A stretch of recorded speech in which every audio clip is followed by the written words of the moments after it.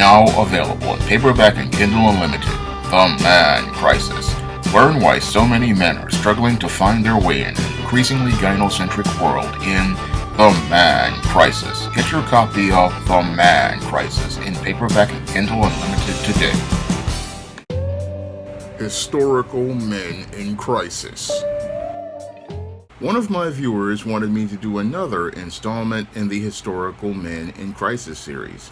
And for this episode of the Historical Men in Crisis series, I'm going to be talking about serial killers Harvey Glatman and Ted Bundy.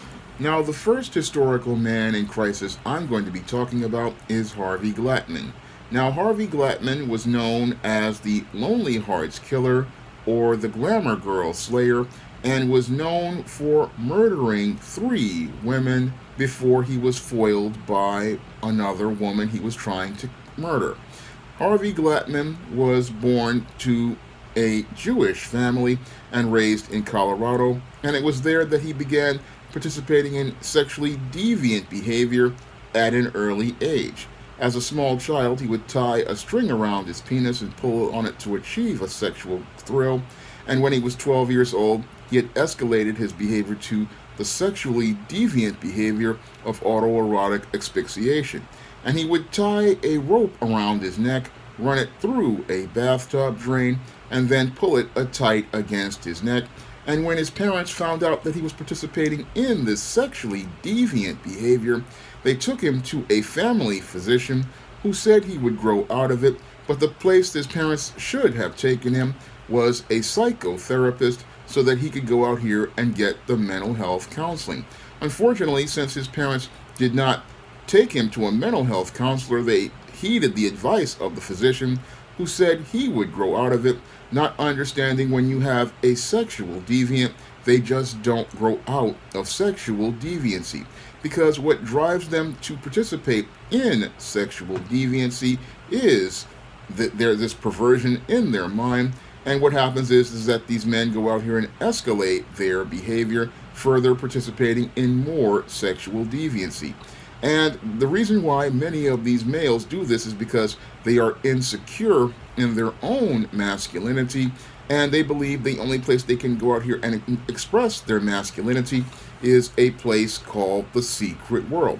And your Harvey Glatman was living in the secret world ever since he was a small child, and as he lived in that secret world, he wound up breaking boundaries as related to the secret world and began further exploring his deviancy in the real world. Because since his parents did not go out here and get him the mental health counseling that he needed, he further escalated his behavior from participating in deviant acts with his own body to going out here and participating in crimes such as breaking into women's apartments, stealing items including lingerie, and in one incident, a handgun, and then further escalated his sexually deviant behavior into sexual violence. And that's when your Harvey Glatman began stalking women and then began to sexually assault them. And sadly, the criminal justice system did not punish him the way he deserved, because after he began sexually assaulting women, he was arrested and he pleaded guilty for first-degree robbery in 1945 and was only served 1 month in jail. And then what happened was, after he got out of jail, he further continued escalating his sexually deviant behavior because he was becoming more and more detached from people, and instead of him seeing people as people, he began to see people as sex objects and began to believe that he could go out here and use people as objects in his deviant sexual fantasies. So in 1945, your Harvey Glatman was convicted of kidnapping and sexually assaulting a woman and was sentenced to 5 to 10 years in prison. And 2 years after he was put in prison, he was sent to Sing Sing to serve the rest of his sentence, and there they diagnosed him with a psychopathic personality, schizophrenic, and that's basically showing that this man had a history of sexual deviancy. And what was troubling to me was that in 1948, they paroled this man to become a predator to prey on women, And as he was in New York, he wound up being released and again moved to California, where he wound up participating in the series of murders known as the Glamour Girl Slayings. Now, your Harvey Glatman, as he moved to Los Angeles, began a job as a TV repairman, but as he was out here, he was looking to find ways to find gratification from sexual deviancy, and that's when he started his plan to go after women and prey on them in Los Angeles. Now, your Harvey Glatman, he began to go out here and pose as a photographer as a way to find the women to go out here and be part of his deviant sexual fantasies. And he wanted to go out here and do this because he wanted to go out here and get gratification from doing harm to women.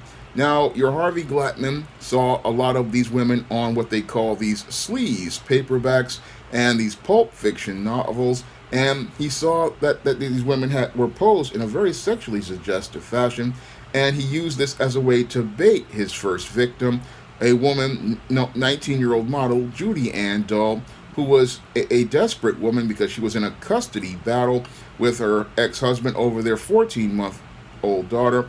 And when your Harvey Glatman called himself Johnny Glenn and offered her $50 to pose for a cover of a pulp novel, she jumped at the opportunity, not understanding that this predator was looking to prey on her.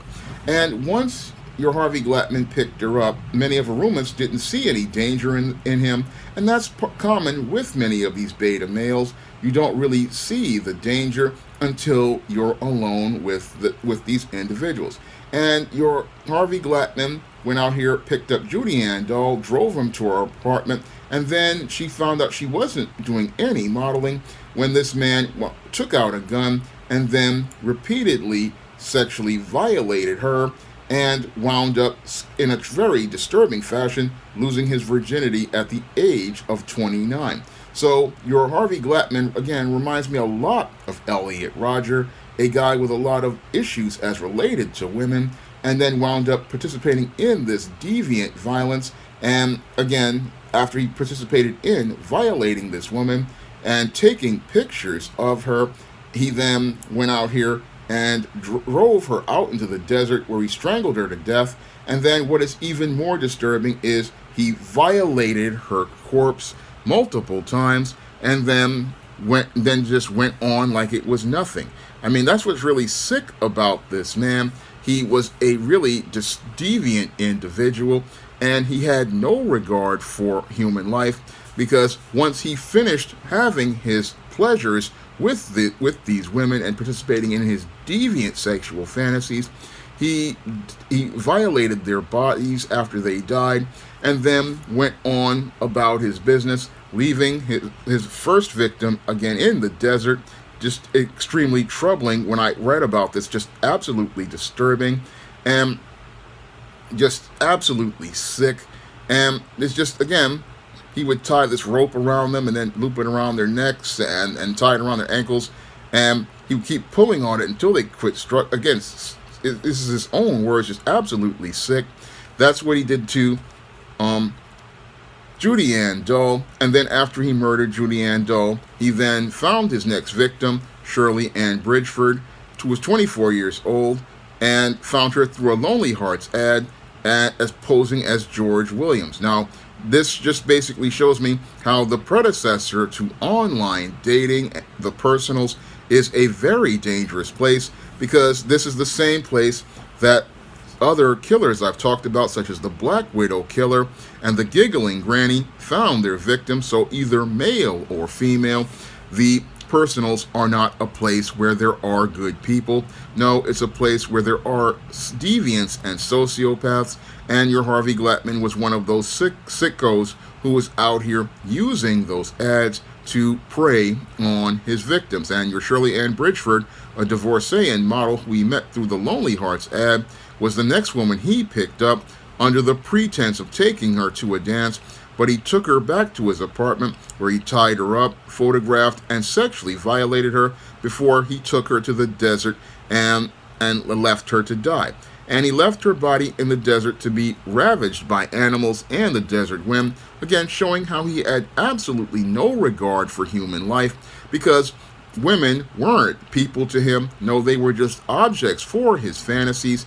And once he had finished having his fantasies, what he wanted to do was go out of the secret world in order to keep his world smooth. Because in the case of many of these beta males, what they look to do is go out here and participate in their deviant sexual acts in private, and then go back to their regular life in public, and then make it look like there are no problems in their public life, but in private they go out here and participate in their sexual deviancy and believe that because they're doing it in the secret world, they are safe. But it's not safe for everyone, because anyone who engages with these deviants winds up with their lives being lost, because whenever you're dealing with this beta male in the secret world, everything is about him going out here and being able to be in his secret place and being able to participate in his deviancy in a secret place, and no one knowing that he's a deviant. That's what guys like your Harvey Glatman do when they go out here and participate in their murders, because they feel like, oh, this is the only place I can be masculine, and if I participate in masculine behavior in public, it's bad, so I have to do it in private, and then I have to do it in secret so that nobody will know.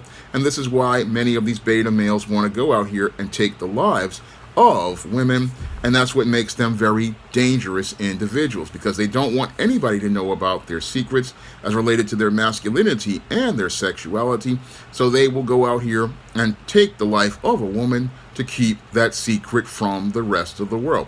Now, sadly, your Harvey Glatman found a third victim, Ruth Mercado, to a modeling agency, and when he arrived at her place for the photo shoot, she found out she was sick.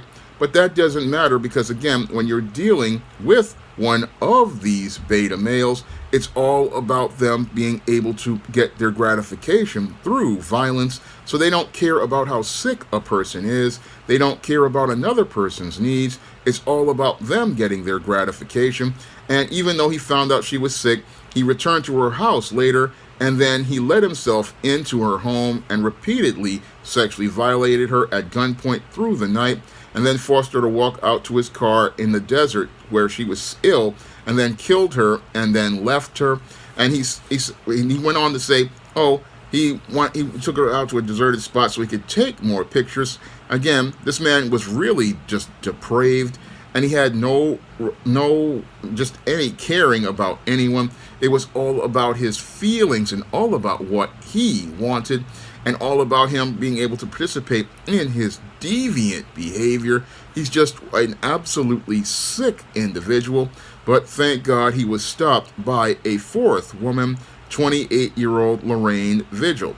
Now, Lorraine Vigil had registered with a modeling agency and was contacted by Glatman for a photo shoot, and when she got in the car with him, she noticed something was wrong when he was driving in the opposite direction of Hollywood, and that's when the red flags came on in her head. And once those red flags came on in her head, she began the fight for her life.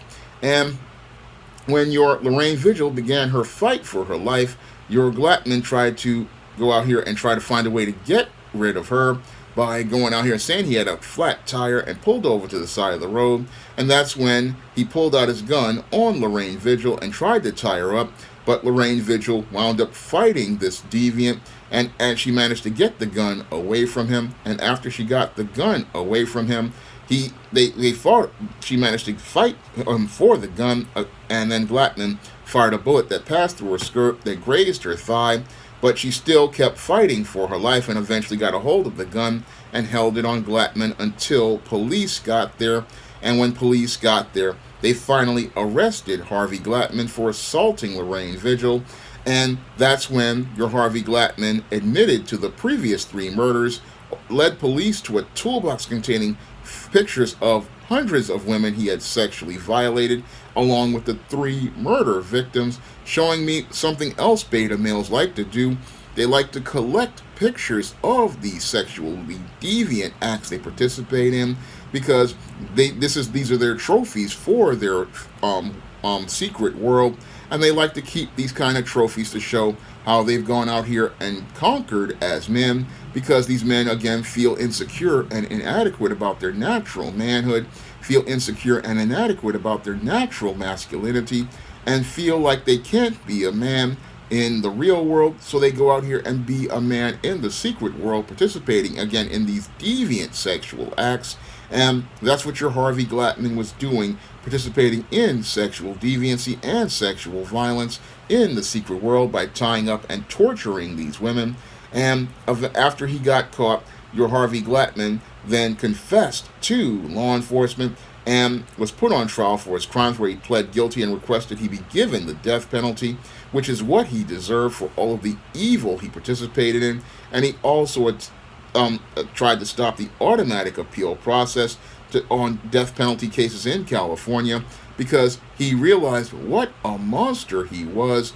And that's another case of beta males. Once they get caught as related to their whole smooth world being destroyed, they wind up trying to get out of the conflict. And that's what your Harvey Glatman was doing, looking to try to escape having to deal with conflict as related to the prison system. Because if people in prison found out about him being one of these sexually deviant individuals who was sexually violating women, he would have to deal with Bubba, Tiny Roscoe, and Big Dave, and they would be beating the snot out of him. So he wanted to avoid dealing with all that, and he wound up saying he didn't want any appeals, and he was given the death penalty. And eventually his life was taken in the gas chamber in 1959, and your Harvey Glatman basically went to hell after that.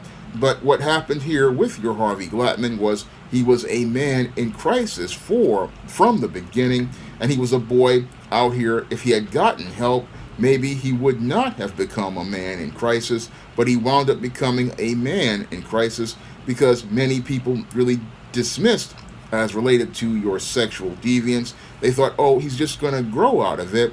But boys don't grow out of sexual deviancy. No, they start becoming sexually deviant because they go out here and learn dysfunctional ideologies about manhood and masculinity.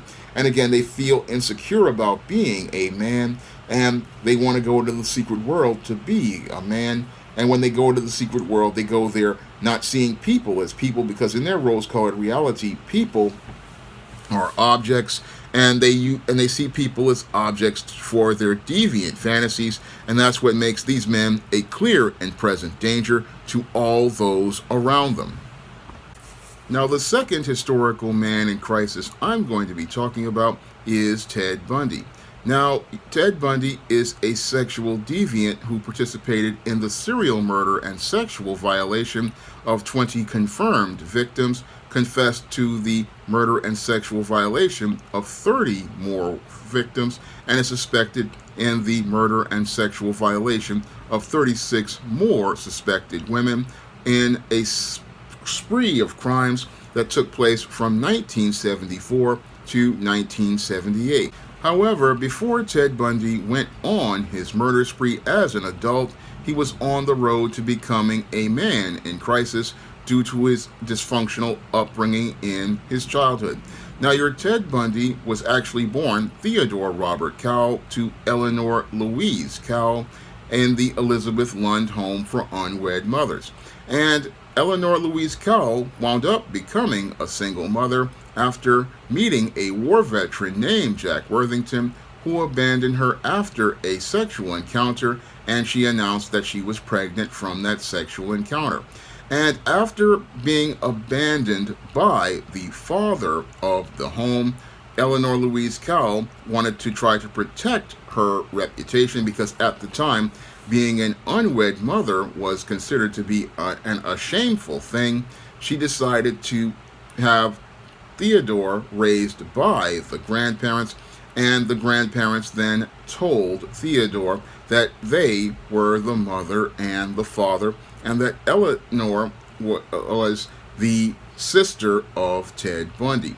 Now, I believe that this laid the foundation for Ted Bundy's misogyny and was possibly one of the reasons why he wanted to go out here and hurt women.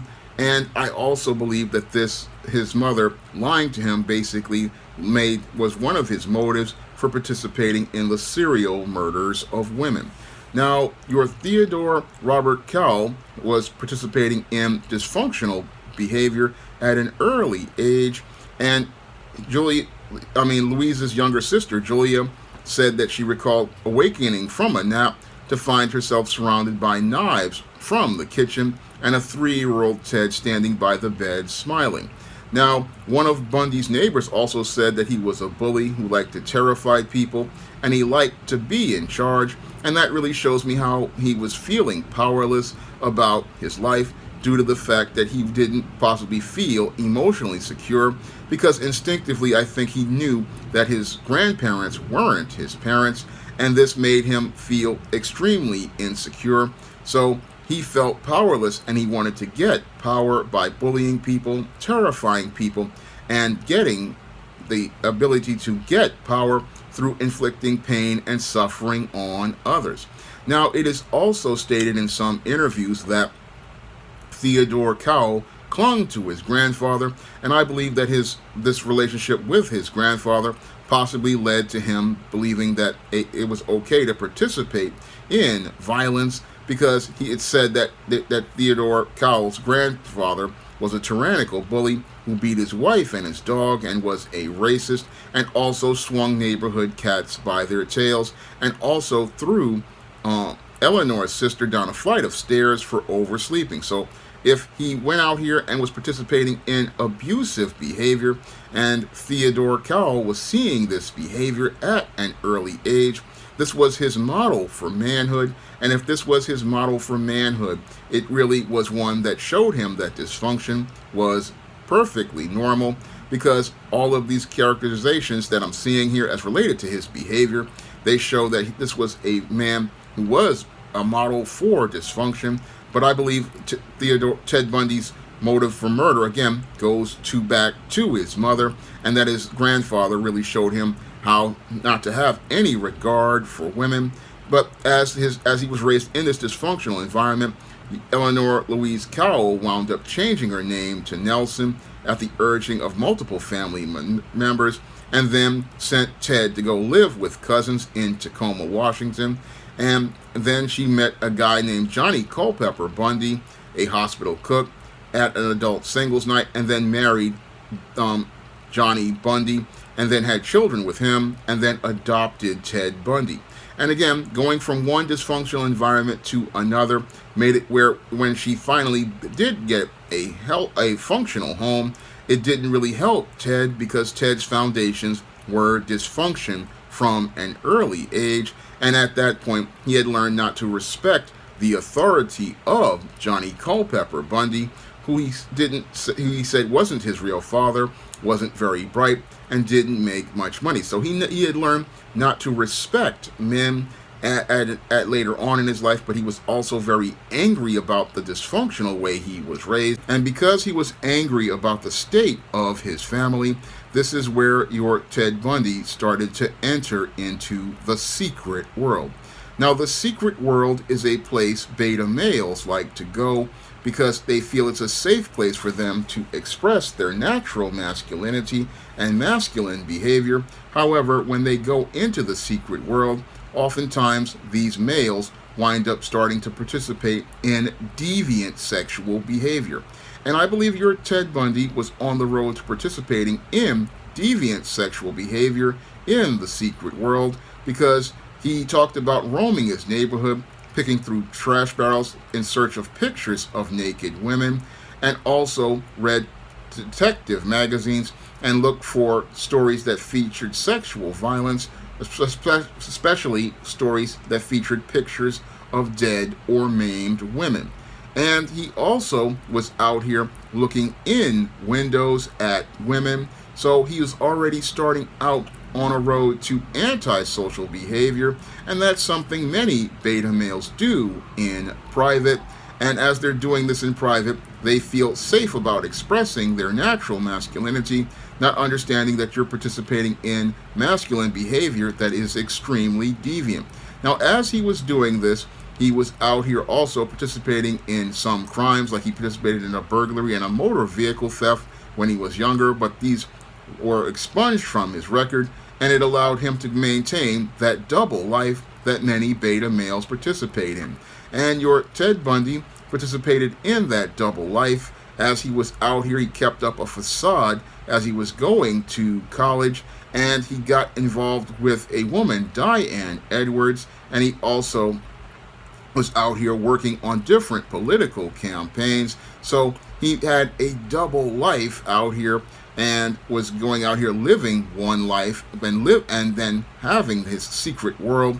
And as he was having these two worlds, he was out here participating in, again, disturbing behavior, because in 1969 he had gotten involved with Elizabeth Clover, a single mother, and it was where he was having this relationship with this single mother that Bundy was abusive and towards the daughter, Molly, and she often talked about how he was participating in deviant sexual behavior, which is what beta males do, because again, they go out here and they're looking to prey on people who are powerless in order to get the power that they want. And I believe the deviant acts he participated with Molly Clover that he participated in, which he presented as accidents or games, was the start of Ted Bundy's road to participating in physical sexual violence against women. And again, this violence was the foundation of it, was his anger at his mother.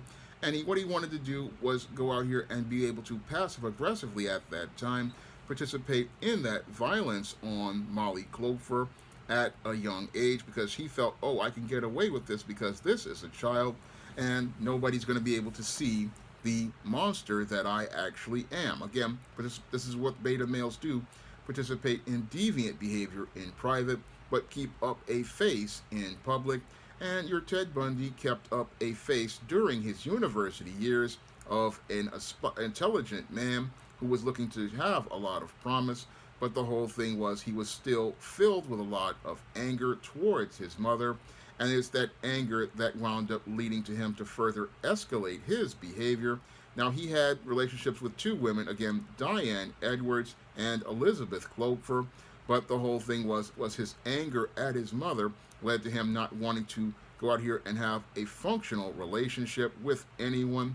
And what he did was eventually break off contact with Diane Edwards after a while, because he had just didn't want her to know about his secret world, and he wanted to go out here and continue further on escalating his behavior, because your Ted Bundy was on his way to getting a degree in psychology and then was going on to a master's degree.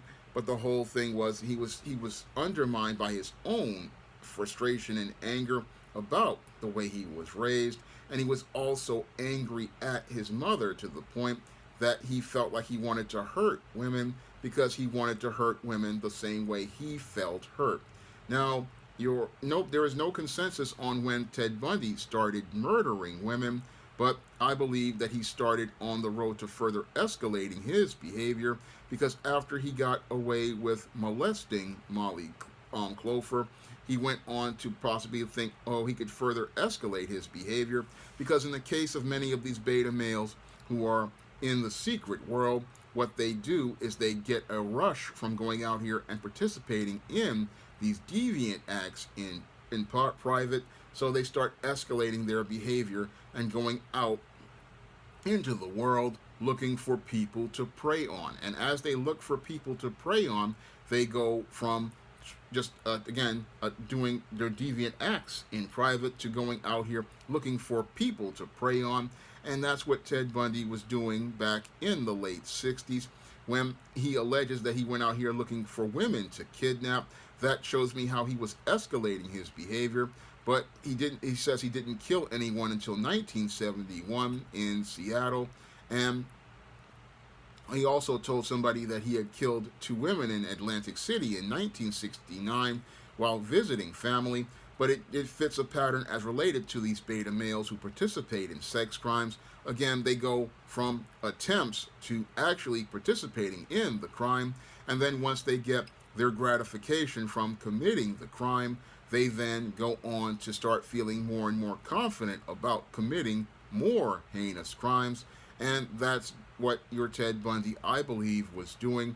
And he was out here participating in these murders, and he was going out here participating in these murders and looking to get rid of all of the evidence, which also fits the pattern for beta males, because beta males like living in a smooth world with no problems, conflicts, or obstacles, and they want no conflicts, problems, or obstacles because they want to live their double life, and they want to live that double life where they can go out here and be this charming professional whose world looks perfect, but in the secret world they can go out here and gratify themselves and be the man that they actually want to be, and go out here and participate in doing harm to women as they're going out here in that secret world.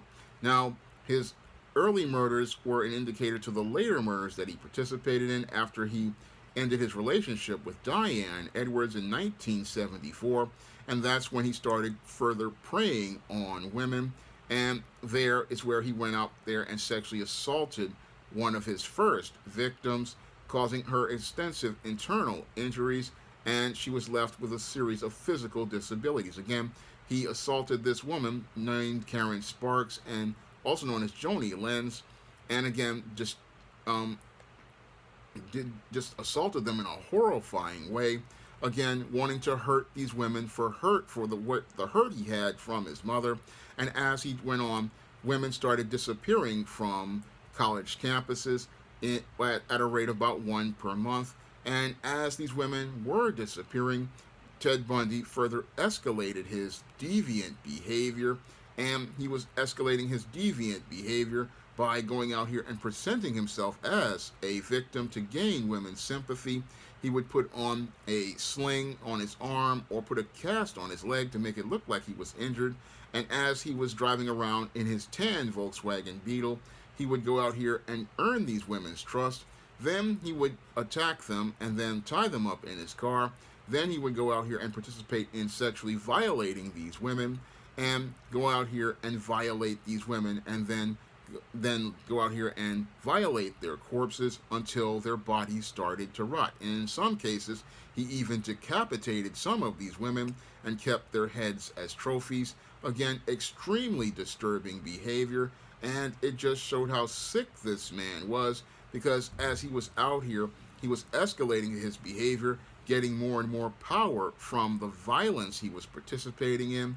And as he was getting more power from that violence, he was out here fixating on a certain type of woman he was looking for, a woman with her long hair, brown hair, parted down the middle, which was a big style in the 70s. And he was looking for women to prey on, and continued to look for women to prey on in Washington and Oregon. And as he was out here participating in these crimes, most people weren't really looking for him because they always trusted a handsome white male, and they were thinking that this killer was somebody else. But Bundy was a charming, handsome man, and that made him a weapon that he could use to target women with. And he oftentimes, again, went to these college campuses and also went out here looking for these women, and they would wind up missing and disappearing. And this started to build fear in women who, at the time in the 60s and the 70s, where hitchhiking was a trend, but they stopped doing this because they feared being targeted by this serial killer. And this serial killer just went out here abducting women. And Ted Bundy's behavior escalated around July 14th, where he abducted 2 women in broad daylight. And again, this shows the pattern as related to beta males. Once they get away with their crimes in the dark and they see that their world is smooth, they are emboldened to go out here and commit more crimes. And that's what Ted Bundy went out here and did. He abducted 2 more women and went out here and started targeting women, and wound up targeting so many women that a lot of them started to get scared, again, more and more, because he would just snatch women out of the way. One woman went to a picnic, went to a restroom, and never returned. And again, women just kept disappearing, and people didn't know about what was happening with this guy until they finally caught Ted Bundy. But he had gone out here and was just targeting women and was on a killing spree, looking to go out here and murder women. Now he was in contact with Clover and dated, at least it said he dated a dozen women, but he was just basically targeting women and looking to use other women to be a trail to throw people off the trail. And a new string of homicides happened after Bundy then got his second acceptance at the University of Utah Law School and moved to Salt Lake City. And as he moved to Salt Lake City, bodies started appearing, and as he was out here participating in sexually violating and strangling hitchhikers, leaving the remains by a river, and then returned the next day to dismember the body and photograph it. Again, similar pattern to Harvey Glatman, who was a deviant. And Bundy continued to go out here and he targeted women like Nancy Wilcox and other women. He just kept going from place to place, and these women were mysteriously disappearing. And most people, because again, Ted Bundy had that face of that handsome white male, they didn't really see him as the predator that he was, and they didn't see him as a predator. Even though women were disappearing in towns all over, Bundy was out here murdering women left and right, and they were just disappearing because, again, Ted Bundy felt emboldened because he felt, oh, I'm a white male, I'm getting away with these crimes, and I'm allowed to have my smooth world and my secret world. And as he was going to school, he was going out here participating in these serial murders of women, hoping to gain the power as related to the powerlessness he felt about his mother. And as he got more and more of a rush from taking the lives of these women, he further escalated his behavior more and more. And he called himself in 1975 going to the Church of the Latter-day Saints for baptism, but because he wasn't an active member in the church and enjoyed church and ignored church rules, he was kicked out of the church. But this was another thing that beta males like to do, because when they start going out here and participating in their crimes, they look to try to find a way to find atonement, because they know that their behavior is wrong. And the thing is that their addiction to the power that they're having is what leads to them not wanting to go out here and follow the precepts of a church, because they are following the lead of the devil. And as they're following the lead of the devil, they are out here further looking to get more and more power from more and more violence. And again, they're addicted to this violence. But there was a pattern forming where people were saying that there was a guy named Ted who they were that had been in the area in a tan Volkswagen Beetle, and this was basically giving the police a trail as related to all of the murders, because in all of them his name showed up in 4 lists, and the whole thing was people were seeing him as a suspect, and that's what led to him getting arrested in Utah. Now, after he had been arrested in Utah for cruising a residential area for more victims in the pre-dawn hours, and they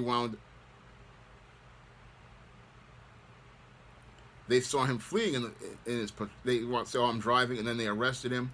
And then they noticed the passenger seat had been removed from his car, and they searched the car and found a mask fashioned from pantyhose, crowbars, a coil of rope, an ice pick, and other items that they thought were burglary tools. But this guy was not doing a burglary. He was out here participating in deviant sexual crimes. But they didn't have any evidence to detain him. And sadly, this was what led to your Bundy being able to escape and go on. Then he flew back to Seattle. Well, detectives flew to Seattle, and that's when they flew to Seattle to talk to Clover. That's when they were looking for information on him. And then they did more searches of Ted Bundy's apartment, found crutches, a bag of plaster of Paris, which he stole, and a meat cleaver, which was never used for cooking. Again, lots of evidence that he had all around as related to his murders, and eventually they wound up arresting him and trying him for I believe, a murder. And after he was tried for that crime and convicted, he wound up escaping from that prison, and then went on to go out here and participate in more murders in Florida. Because as he went to Florida, his obsession with killing women, he started to further escalate it and wound up murdering more women. That he was just out here again on a killing spree. And I think he went to a sorority house and wound up attacking some more women there, and also went out here and attacked more women, eventually winding up getting caught by police. And as he was caught by police, they had wound up catching him, and he said that he wished that the police had killed him. Then that's where he wound up getting tried for a series of homicides, including the Chi Omega homicides and assaults that took place in 1978. And this is where this case wound up becoming a media sensation. And as it became a media sensation, they tried to give him a plea bargain as related to killing three women in exchange for a 75-year prison sentence.